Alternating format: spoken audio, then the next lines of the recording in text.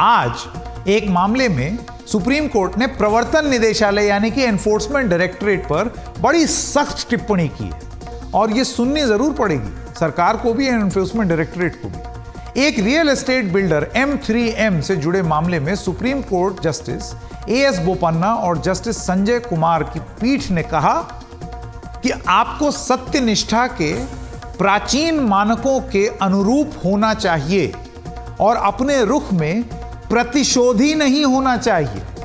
आप प्रतिशोधी ना बने, आपको देश की आर्थिक सुरक्षा बचाए और सुरक्षा बनाए रखनी। इसके साथ ही सुप्रीम कोर्ट ने M3M के 2 गिरफ्तार निदेशकों को तुरंत रिहा करने का आदेश दिया। इस कथित मनी लॉन्ड्रिंग मामले में कोर्ट ने यह भी कहा कि अगर ED यानी कि प्रवर्तन निदेशालय किसी को गिरफ्तार करती है तो उसे लिखित में गिरफ्तारी की कॉपी आरोपी को देनी होगी। इस बारे में ज्यादा जानकारी दे रहे हैं हमारे सहयोगी आशीष भार्गव। सुप्रीम कोर्ट ने साफ तौर पर कहा है कि ED को जब भी किसी को गिरफ्तार करना है तो गिरफ्तारी के समय लिखित में ये बताना होगा कि आखिरकार आरोपी की गिरफ्तारी के कारण क्या हैं और केवल मौखिक तौर पर यानी मुंह से बताना ही काफ़ी नहीं है। इस मामले में जो जांच अधिकारी ED का था उसने सिर्फ मौखिक तौर पर बताया था कि आरोपी के खिलाफ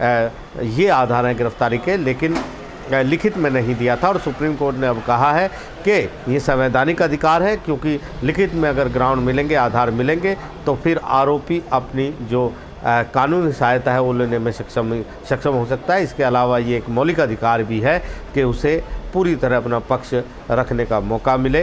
ये एक बड़ा फैसला है और इसका बहुत बड़ा असर होगा, क्योंकि बार बार ED पर इस तरह के सवाल उठते हैं। छत्तीसगढ़ के मामले में भी सुप्रीम कोर्ट ने पूरी ED जांच पर रोक लगा दी थी और कहा था कि कोई आगे कार्रवाई नहीं होगी और ED को प्रतिशोध की भावना से काम नहीं करना चाहिए।